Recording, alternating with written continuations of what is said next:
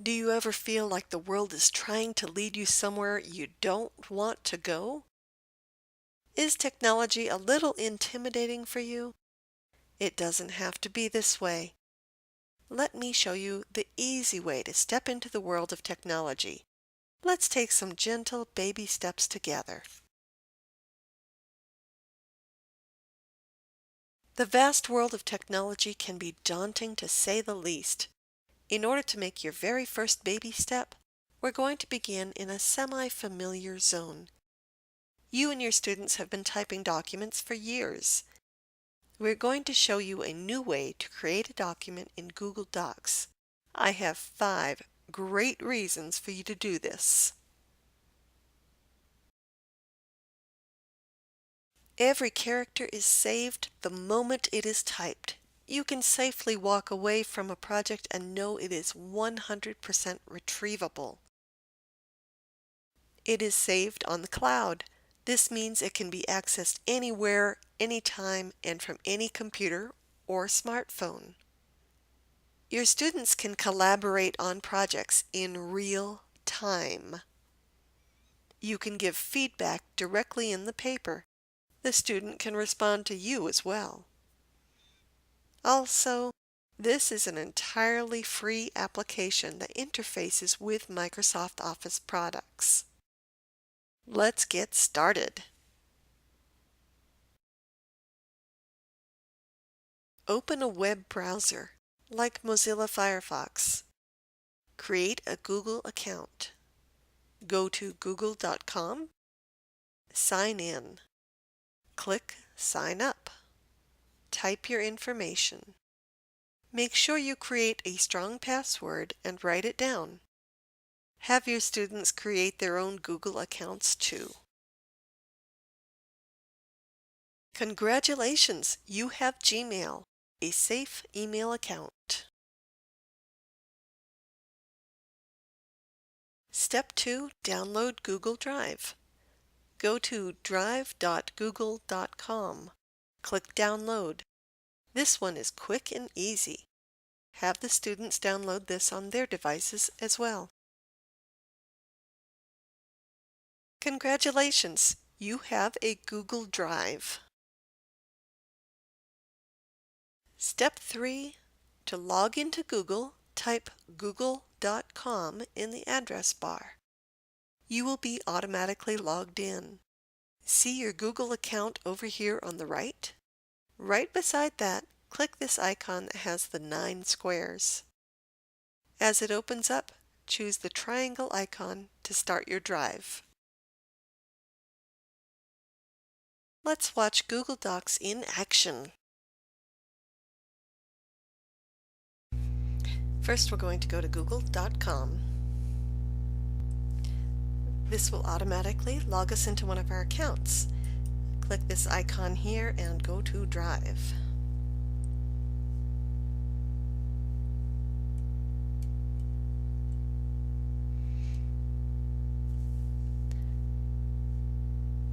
So this has a lot of my files already there.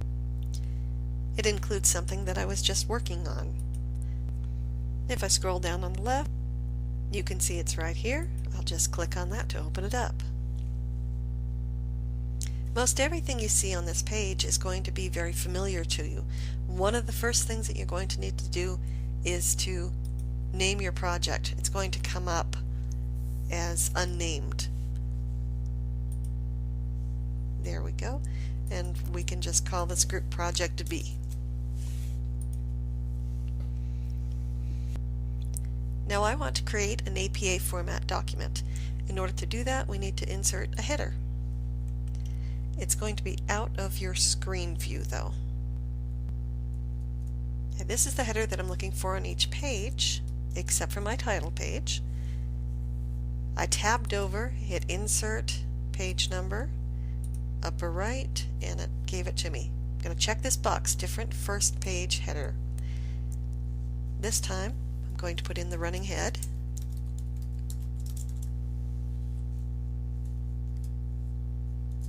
Tab over, and insert page number.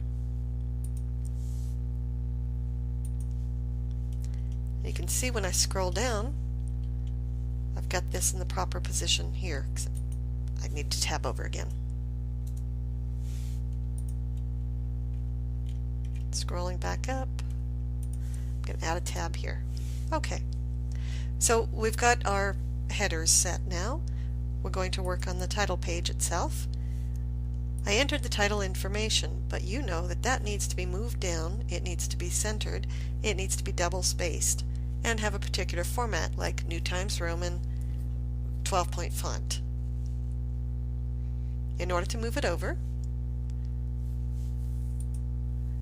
format align center, format line spacing double. Come up here, I'm going to enter a couple of times to move it down my page, scrolling down. And I want to make sure that this is in New Times Roman, Times New Roman, and 12.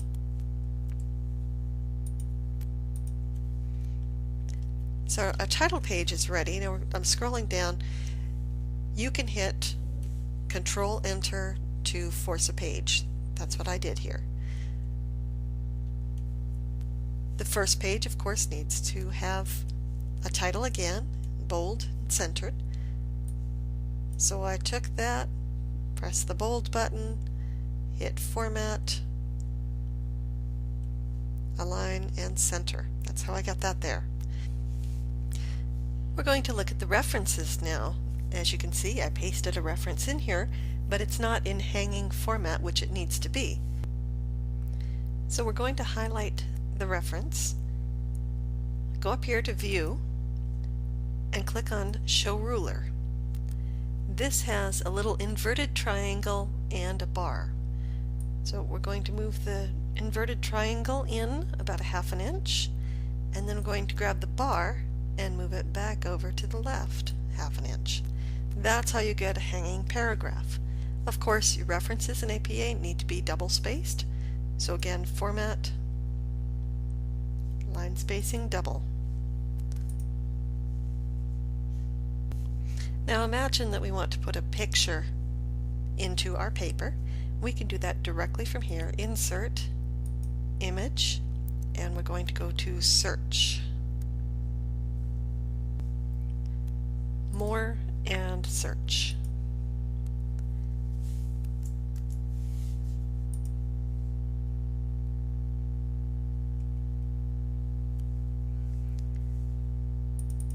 Okay, I'm just going to double click that. It's going to go into our paper. And you can see this is way too big. So I'm going to hold the Shift key while I drag the corner to resize it.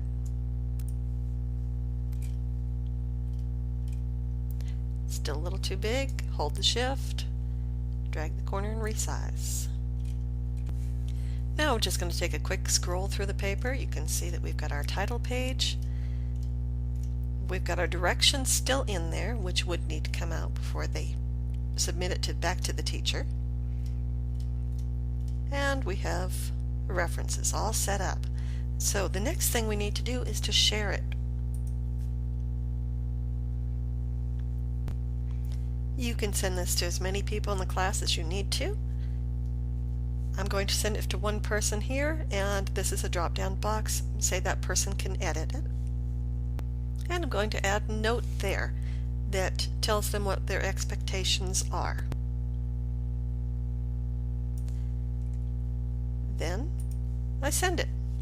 It's as easy as that. Now that person can pull it up into their Google Drive right now and be working on it the same time I am. Now I'm going to look at this from a different account. I went back to google.com. It signs me into this one naturally. I want to switch over to my other account.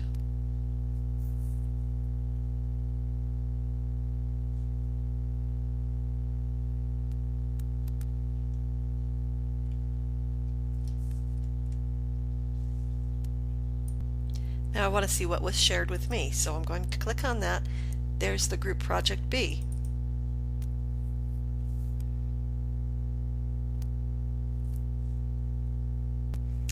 So I want to read this and I want to make editing comments on it. Just scrolling down through. As I read this paragraph, I realize there's something that I want to add to it. I can type in the body of the paper, but as a teacher, I'm going to add a comment.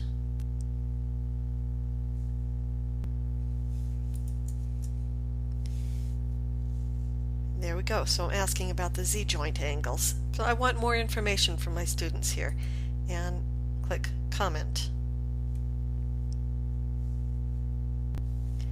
Now that I've made my comments, I also want to take out some of these directions. Move over a little bit.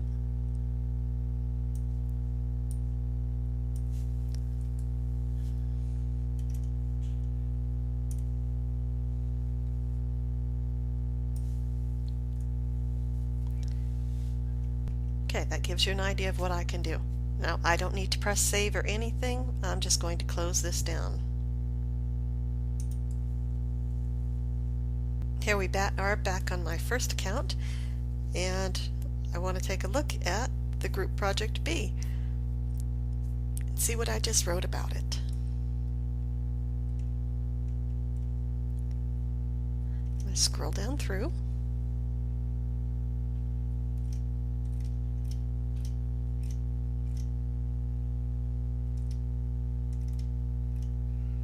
You can see that the directions are missing out of this area right here, which is something that I just did. Directions are missing out of here. Oops, there's an extra space. We need to take care of that.